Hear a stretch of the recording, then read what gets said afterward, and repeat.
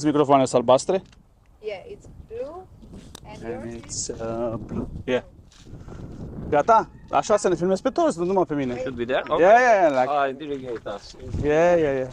Hi guys, nice to see you again. And today we're gonna be here in the south. We came here especially for filming a vlog about animals, about these people who are doing a great job here. And we are at Tenerife Horse Rescue. It's near Tahao, I think, right?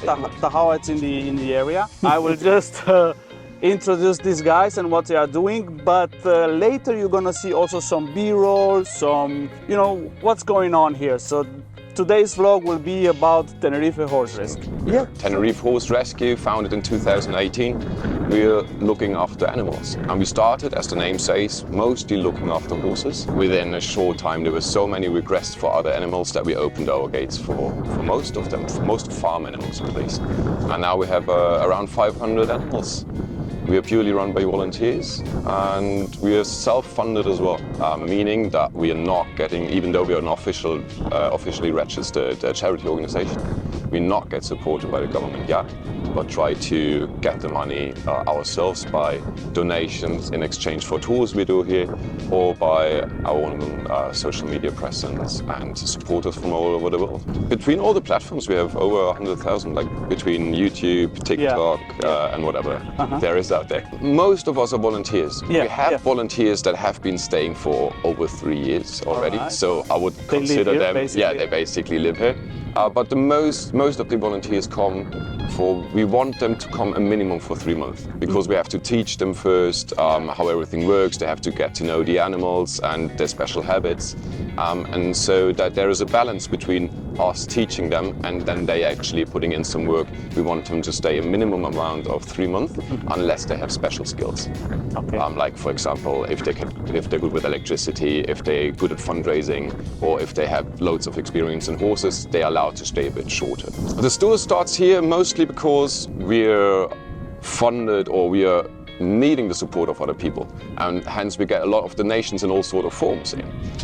Money we obviously can use just to buy food for the animals, or in the easiest way, but we get a lot of material stuff as well. For example, clothes we can't directly use for the animals. Hence we came up with a little second-hand shop where our visitors can browse through, and in exchange for 1 or 2 euros we can then indirectly help the animals with the clothes as well. But funny thing is, some of our clothes we even put on the animals. Like we had a donkey who had a wound on the leg, so to protect it from the flies going there, he was wearing pants for a few days. I thought maybe for carnival. In the beginning we just had the usual cats and dogs up for adoption, but we soon noticed that there's interest for more animals, and we have really strict standard. We want that they at least live better than here. For example, if someone asks for a horse to adopt, we want at least 1 other horse to be there, best even 2 horses, that if one gets taken out, that the 2 remaining horses still have company. We want them to have their own land, make sure that they have lots of space to walk, just to make sure that they don't just end up in a situation where we rescued them from in the first place. For me, it was a little bit untypical to hear about horses in Tenerife. That's why when I saw the website and horses, how many horses are here to rescue, so it's very unusual to hear that. Even cows that are not very common in Tenerife. So how did you came by with horses? Yeah, the thing is that most people just don't think about too much what holding a horse on Tenerife means. It's a small island, and they don't grow hay and straw here at all. So all of it needs to be imported. And most horses are held either at touristy places for little rides or across the island, and you just don't see them that much, as you said. Since all the food for horses needs to be imported, that is a lot of cost that you normally don't have if you would hold a horse on mainland. Like a cost for the food for 1 horse a month is between 300 and 600 euros. And people don't know that, and that's how many of the horses end up at our place, because they just get overwhelmed by the cost that come along with it. And that's also one of the points why we actually need support, because we have around 20 horses here. And then, as Adam just said, we have a lot of different paddocks, because we need to say horses are really social. So we need to say, we need to see who is good with whom, just to see where we can put them together. all of our paddocks have an opportunity for them to have a shady spot. Other than that, they were doing fine. Since the project, we're running roughly 6 years now, soon to be 6, let's put it like that. It was starting at the original land, you're gonna see in a second. Okay. But since there came so many requests in and the owners did an amazing job to push or to enhance the growth just with volunteers, we had the opportunity to twice buy new land already to make sure that the land and the project can expand. But what you see here now is the original land. This is where everything started. So a little quiz for everyone. What do you think this wall is built out of? There's 3 only natural materials. Okay, and the answer is like, a few years ago we had a professional worker with natural resources, and he taught us to build these beautiful walls out of clay, sand and horse poo is the secret ingredients. Ta-da! I bet it dried very fast here. It does. With the sun and the wind, it works actually beautifully. And then you put these little glass bottles inside to create like a little things. Even sculptures, you see like lizards over there. He was really skilled in what he did. And it helped us a lot because we now actually build a full accommodation out of this stuff. One way we make sure that we can actually use the resources we have for the animals to buy as little as possible. Just make sure that we can afford the food for the horses. For example, one big point is how are we feeding the animals or how are we feeding the volunteers? Yeah. So the thing is, we have cooperations with supermarkets on the island and stuff they would originally throw away. They call us, we pick it up and we bring it here. So just note that if in a net of oranges, just for example, there's one rotten orange in there, they would have to throw that for legal reason, they would have to throw it all out. So we get that. We bring that here, we have a sorting station, a lot of tables, boxes, and then we divide this food that comes to our finca on that way into 3 different categories. The really good food we put into the human storage for our volunteers to eat, so we don't have any costs there. The bit squishy food we bring down to the small animal station, I'm going to show you later. And then the rotten food we put on the compost and hence even make something out of that, so for our gardening team. Alright. And that way we make sure that all resources we have like all the donations coming in from tours, from social media, from donations online, we can use directly for the animals, meaning either for new land, for paddocks or for horse food, because that we don't get donated. This is one of the reasons I really like this project. What you can see here is that the spirit of the owners, and hence what we're trying to do as well, is not just to rescue the animals, but to go one step further and give him a minimum of life quality. So one time a day, a volunteer comes here, takes them out, and then if you go around the corner, you see we've built a little ferret playground. So the volunteer then comes, takes them out, and brings them down there for 15-20 minutes. But you have many tubes and boxes where they can just climb around. So we're really trying our best to give the animals a bit of extra time. At the moment, you couldn't even touch them without them trying to bite you. They were coming from a pet store, being held in super tiny cages, and some tourists were not okay with that, so they bought them off there. And after a week on holiday with the tourists, they went back to wherever they came from and dropped the ferrets here with us. So what are they eating? They're eating meat. Meat, okay. Yeah.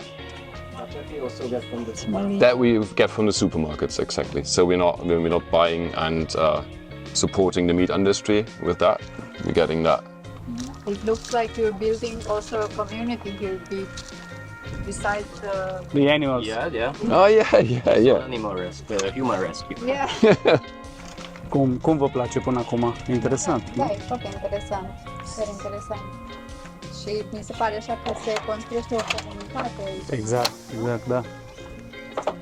Ție, Sofie, îți place? It's the sorting area we spoke earlier about, exactly. And what you see on this land is one of the things that we're trying to do to leave as little of a footprint as possible.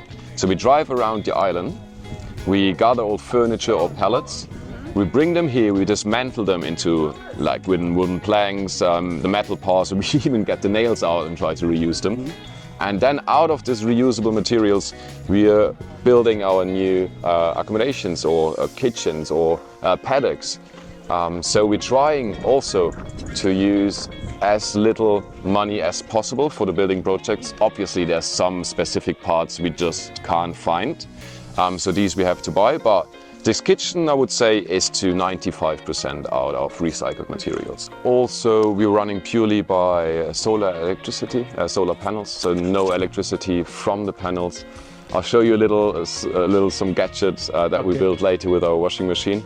That is also just run by manpower and muscle. The plus side of it is, since we're getting the food for the volunteers from the supermarkets, we're getting most of all our building materials from, well, thrown away stuff from the island. We can use all the donations that come in, as mentioned earlier, directly for the animals. And that is a big, big plus of this project, so very little gets lost on the way.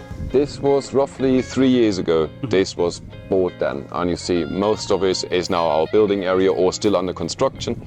And then last December there was a third part of the land which is surrounding everything once again. And it was really an important step because one of the electric industry was also interested, wanting to build more of those directly next to our sanctuary. So for the future of the sanctuary, that was really important that we got this as well. The vision is definitely to help as much and as many animals as possible and find also a new home for that. We talked about adoption earlier. So just to expand, to get more paddocks and to be able to help more animals, that is the midterm goal. And then the long-term goal is to do something to change the mindset or try to help people around the island to understand how to properly treat animals so we don't continuously have to rescue them. So to educate. Exactly. So we've been to schools close by around El Medano already, doing some PowerPoint presentations there.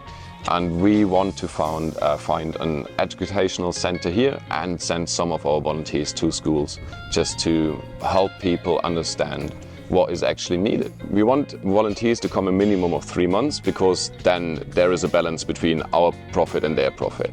But there's still a lot of people that just want to come for a week and have the experience. But for us, that would mean just teaching them how it works, and then once they know how it works, they go. So that wouldn't be something that's too good for us. And then we thought about how can we handle that? And we came up with doing proper accommodations because our normal volunteers, they live really rustic. They don't have electricity. They live in sometimes spaces where there's just a bed inside and that's it. So for those short-term volunteers, we call them, we came up with the idea of building better accommodations. Some of them have electricity, some of them even have a shower. And then they can stay for a short amount of time, but in exchange for a donation. So it's a win-win situation in the end. They have their possibility of just having the experience for a short time, and the animals profit from the donation. What's the expectation when a volunteer comes? That are they working core hours, tasks they have to do? So this project is mostly organized amongst the most popular sites like Workaway, Worldpackers, Backpackers, exactly. And along these sites, there's an exchange. You got 25 hours of work in exchange for food and accommodation. And that's also how we run it. Per week, exactly. We have a few more tasks since we are a community and have general areas. So there's like 1 hour a week more to help within the community, but other than that, that's how things run here. Daniel, tell us about a bit this short-term accommodations. This is called the Cupcake House, exactly. Okay. And I see the same materials? This is the same materials, pretty well noticed, exactly. These are for the short-term ones. And, well, sometimes you gotta visit with in addition to your stay, but yeah, this would be one of that's very nice of the accommodations we mentioned beforehand. So people can come for a week, for 2 weeks, even longer if they want to.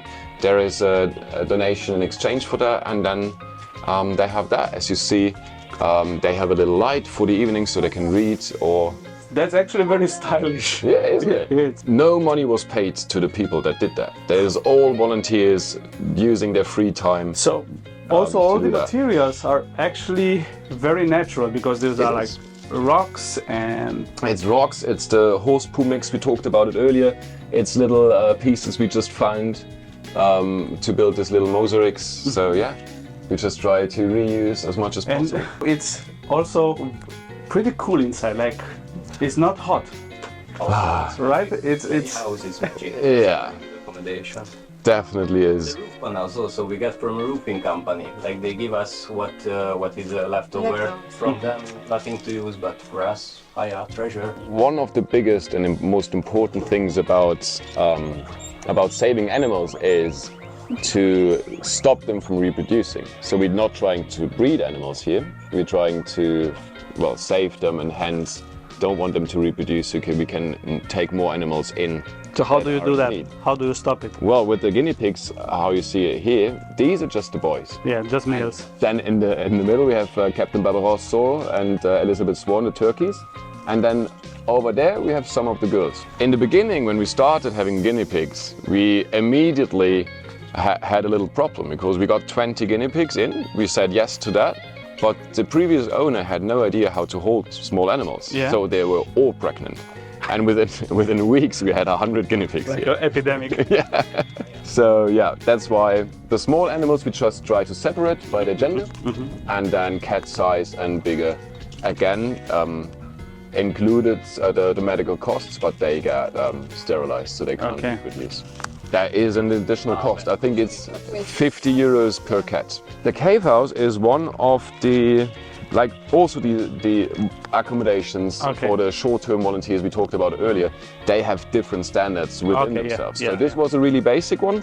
This is one that is a bit more, Yeah, yeah. yeah, exactly. Okay, so this is another accommodation. Right. Aici așa la Tenerife Farm, Tenerife Horse Rescue, ei au și tot felul de apartamente făcute din materiale naturale, cum ar fi asta, The Cave House, cum ați văzut-o pe cealaltă, Cupcake House. Unele sunt mai avansate, gen premium, ele sunt un pic mai basic, dar toate sunt foarte faine. Am fost înăuntru, e super răcoare, chiar are, aici acum cred că sunt vreo 35 de grade. I think there are like 32 degrees right now, maybe outside. Yeah, 34 I think, yeah. Cred că sunt 34-35, dar înăuntru este mult mai cool, mai rece și e foarte ok. Mi se pare genial ce fac oamenii ăștia aici. Mai dăm o tură și mai filmăm acum. The small animal station, so as mentioned earlier, the food that gets separated Can I up film? here. Yeah, food gets brought down here. First thing in the morning is they clean all the paddocks Where around. did you get the hay from? The hay that we have to buy. Okay. Yeah. So you can find like hay on the island, like when you go to. It is Yeah, but important. where? Well, that's what we're actually looking out for at the moment. I don't know the price we're buying it Yeah. exact at the moment. You know it? Important, so we need to import everything from the mainland. Previously, our straw and hay came from the Ukraine, but since the war started, we do not have a lot. So when we still got it from the Ukraine, one of the bales was 30 euros. Now a bale of hay is 180 and the bale of straw is 120. Wow. So alone to feed the horses and the donkeys is incredibly expensive every month. And as Daniel just said, at the moment we try to find other sources which might give us kind of a discount so that we can afford on long term to feed the horses and the donkeys. Sylvia leads our small animal team and is very experienced. So as I said, they clean the paddocks first thing in the morning, then they use the food they have. They know which animals need to be fed how many times and what they eat. So they're going to prepare that and then bring it into the different paddocks. So there's a lot of volunteers applying these days. I mean, in the beginning, as you can imagine, the project was not popular.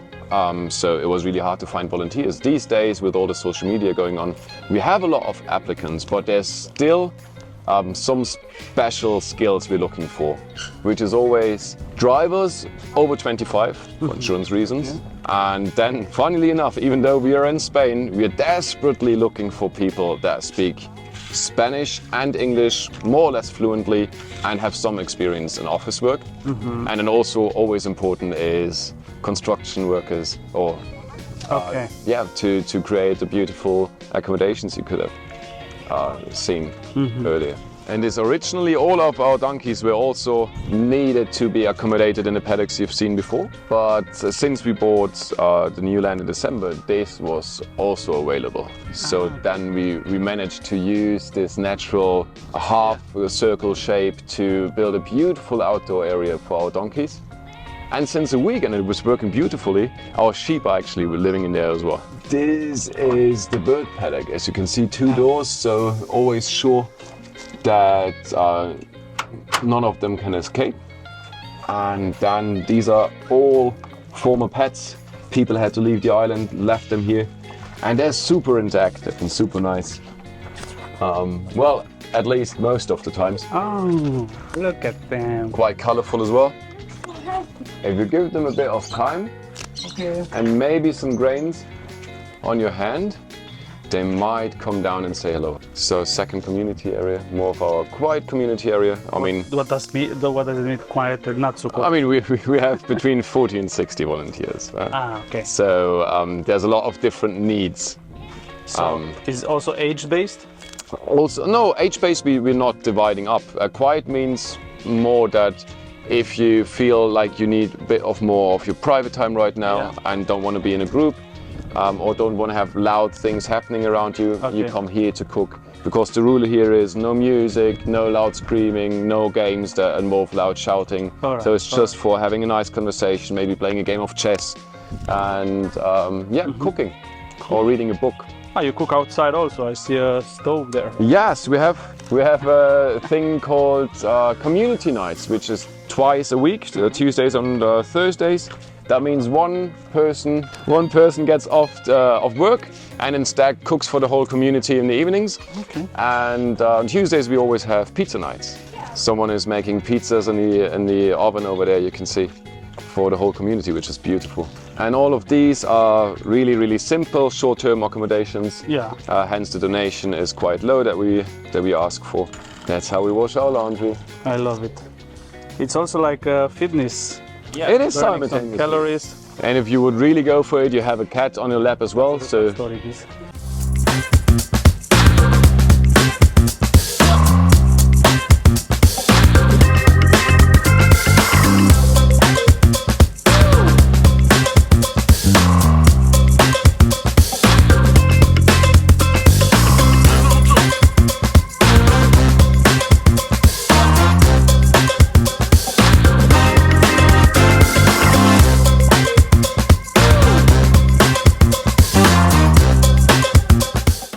thank you guys so much for coming by and showing interest. Sure, anytime. Big pleasure. Our pleasure. Bine, dragilor, ăsta a fost vlogul de astăzi. Acum mergem la o baie în sud și ne vedem în următorul vlog. Vă las toate linkurile aici jos, Instagram-ul, tot ce ține de social media. Puteți să veniți aici, nu este departe de aeroportul din sud, deci e destul de aproape și o să vă placă, vă zic, e altceva. V-am pupat, pa, pa!